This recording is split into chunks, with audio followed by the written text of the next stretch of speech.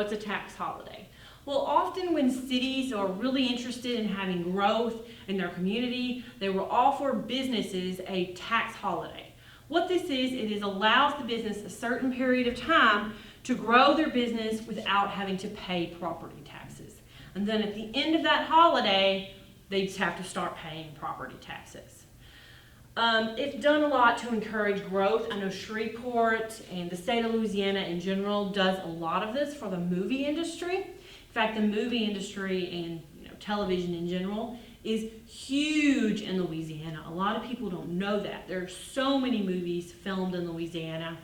And a big part of the reason why is because the state of Louisiana has given so many incentives to the movie industry to film there, one of them being tax holidays. Some other reasons, some types of properties are exempt from property tax. For example, property owned by the federal government, property owned by the state government, property owned by churches, other nonprofits, schools, things like that, hospitals. That would be something that's exempt from property tax.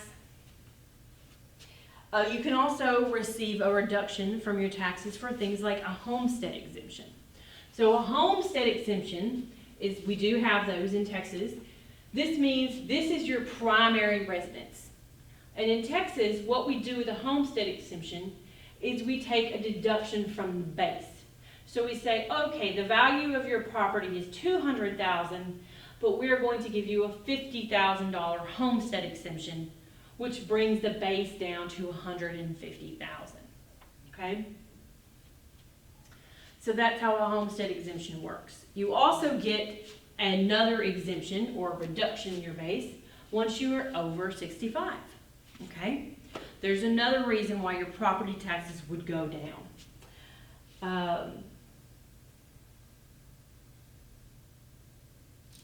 When you convert a property from a personal use property to a property that will be used to produce income, like a rental property, usually the appraised value goes up.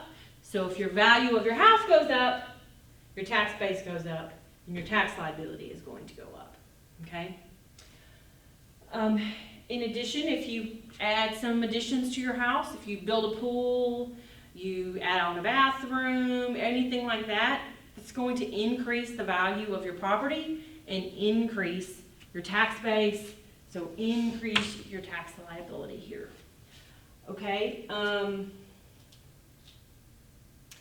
There are a couple other things, but I want you to go ahead and take a look at that list on page 17. You do have an exam question on that, so I encourage you to take a look at it. Okay? Let's go to our big picture facts here. Okay?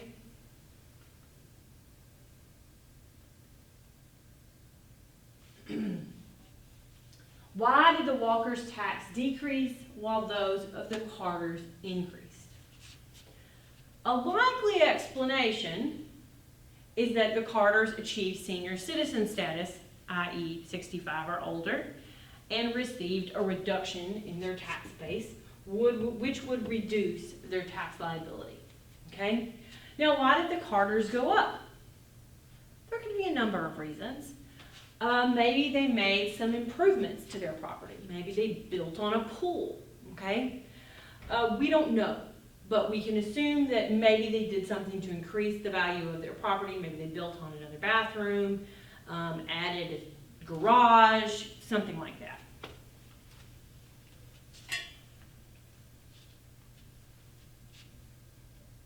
Okay? The next tax that we are going to talk about is a transaction tax. Okay? There are different kinds of transaction taxes. Okay? And we are going to talk about a couple of them. Specifically, we are going to talk about excise tax, sales tax, and severance tax. And this starts on slide 17, so you can follow along. Okay? So, go to the slide. Let's start with excise taxes, okay? So excise taxes can be imposed at the federal level, the state level, the local level, etc. Okay? And I didn't mention this, but property taxes are imposed at the state and local level, not the federal level. Okay? Excise taxes can be imposed on all levels. It just depends on what kind of excise tax it is. Okay? So, some things that are specifically listed: gas, tobacco, and liquor. So when you go to the gas pump, there is a federal excise tax on gas. Liquor, I believe there's both a federal excise tax and a state excise tax. And tobacco is an interesting one to me. I think the book gives a good example. Some states don't have much of a tobacco excise tax. I think the book mentions Kentucky.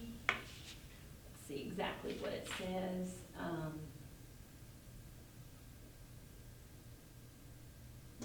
can't find it. But I think it says Kentucky maybe has an excise tax on cigarettes of, 50 cents a carton. But if you go to somewhere like New Jersey, they have an excise tax of $7 for a carton. So it can vary widely depending upon where you are and what type of behavior Congress is trying to control. Okay, so obviously in New Jersey, the powers that be have a real problem with smoking. In Kentucky, not so much. So, and you can tell a lot about the overall political feel of the state by looking at their tax code. What are they interested in taxing? What type of behavior are they trying to encourage? There's a lot of interesting behavioral economics questions that can be addressed through the tax code, for sure. A big excise tax that's being imposed at the local level that have become very popular is the rental car surcharge and the hotel occupancy tax.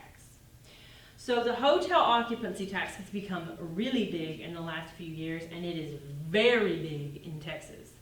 The hotel gives an example of the city of Houston. And it says Houston, let's see,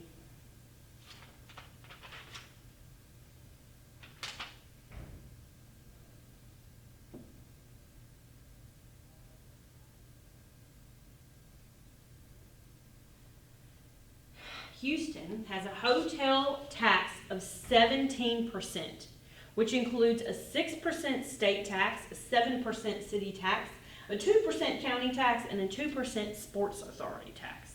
So 17% hotel occupancy tax. This is a kind of excise tax. And in addition to any type of sales tax that there would be. So that's a pretty hefty tax. And it is becoming even more popular in Houston.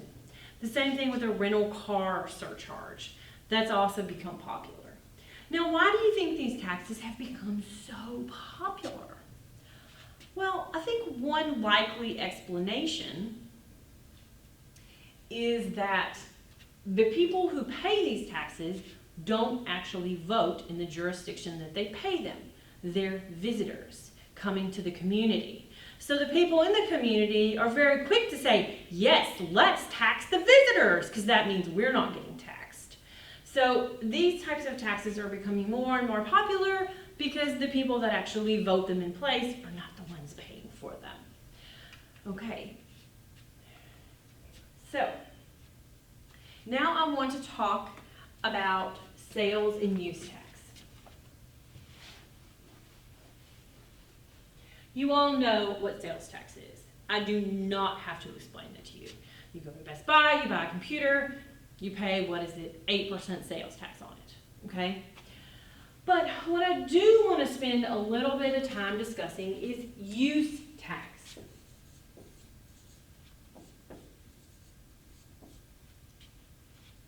So,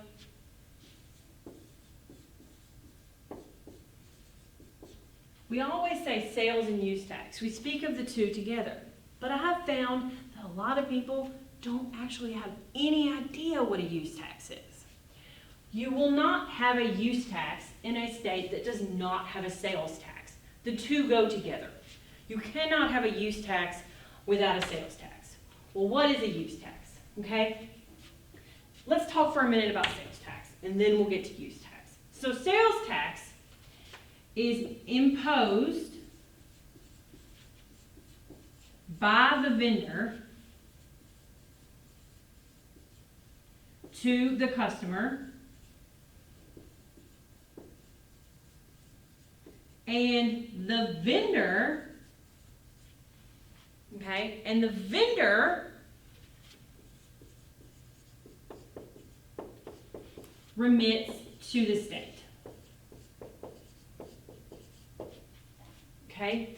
Now, what is a use tax? A use tax is when you purchase something, maybe a computer or some other equipment, from a state other than the state that you live in.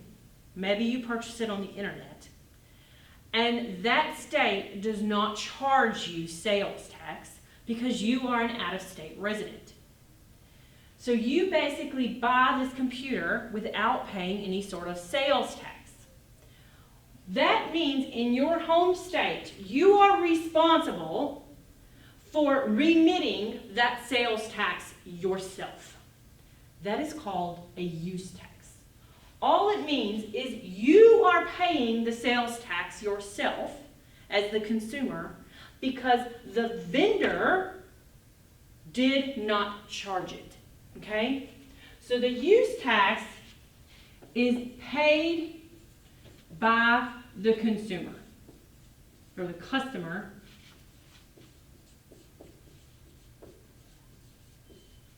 directly to the taxing authority.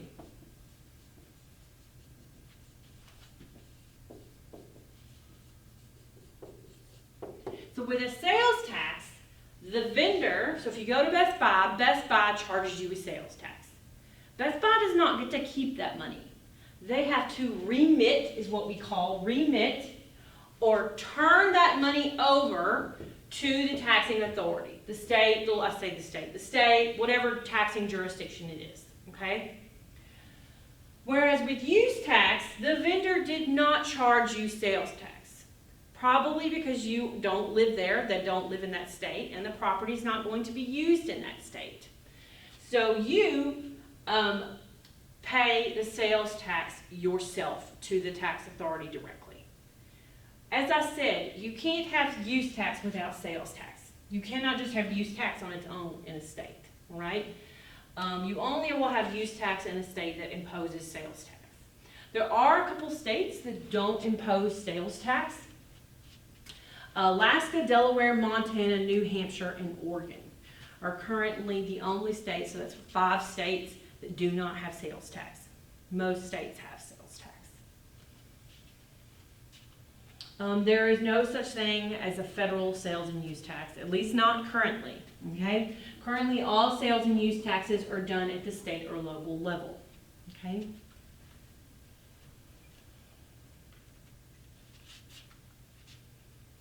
Okay, so let's go to our big picture facts.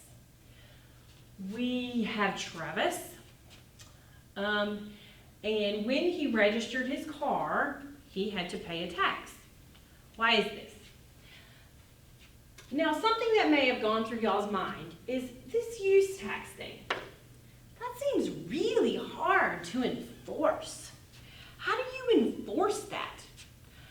And I think, I'm going to try turning these lights down just a little bit, see if that makes a little bit of a difference. It's not. Let's see. I don't know if that helps. No. So, let me see. No. I know there's a glare. I don't know what to do about that. So how exactly do we enforce this use tax piece? Okay, that seems really difficult to enforce. How is the state going to know if they pay their use tax or not? And you are right, it is very difficult to enforce. But there are some exceptions and some ways that make it very easy to enforce. and one of them is cars and boats. Why is that?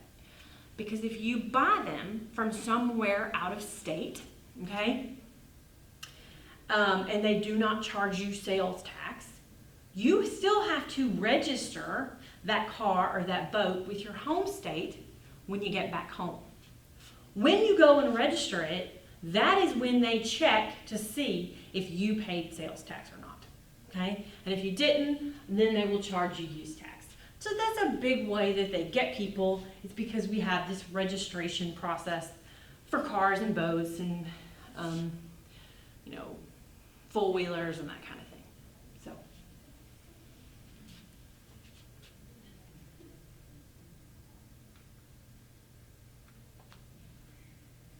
Severance taxes on slide 21. We are really just going to give a brief shout out to severance taxes.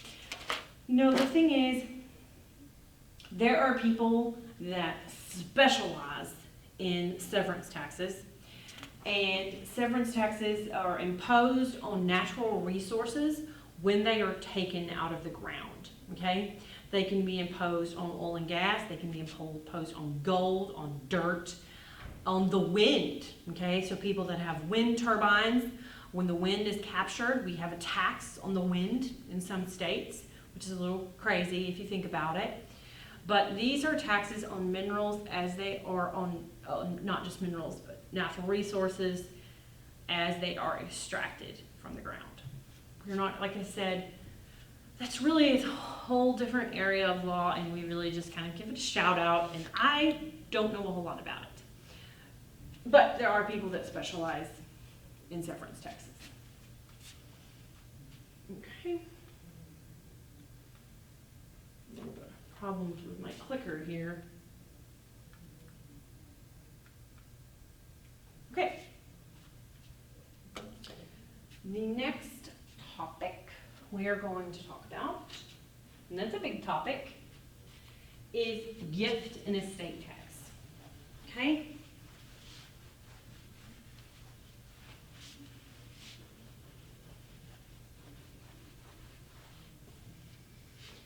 There's been a lot of talk recently about changing the gift and estate tax. And we're going to talk about the estate tax first, okay?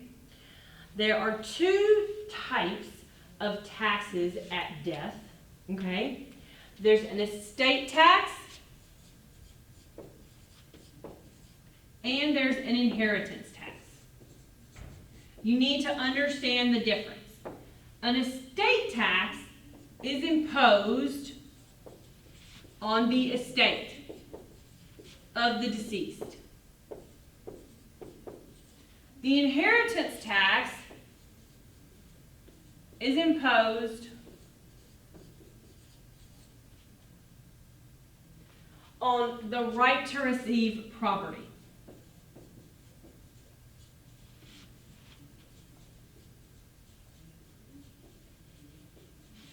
Okay, or what we call this in the estate planning is the devisee or the bequestee. So the person who receives the property from the deceased. So we have an inheritance tax and an estate tax. So for federal purposes, we only have an estate tax. There is no such thing as a federal inheritance tax. We only have a federal tax for, only have an estate tax for federal purposes. What about an inheritance tax? Okay, so inheritance tax are only imposed at the state level. Okay. Some states impose just an inheritance tax, and some states impose both an estate and inheritance tax. Texas imposes neither. Okay? But there are some states out there that impose both. So that means both the estate is paying a tax and the people who inherit the property are paying a tax. Okay? That can be rough. So, really our discussion today in this chapter is going to be around the estate tax piece of it. Okay? Just a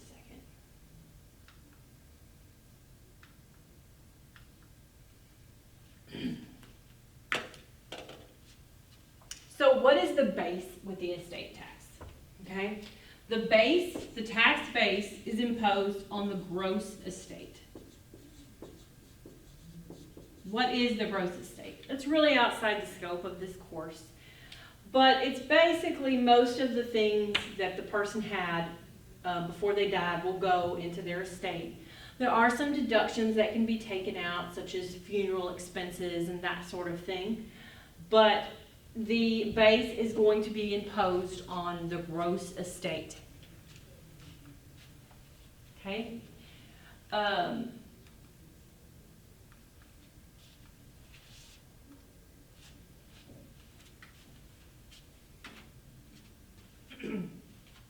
Now, with the estate tax,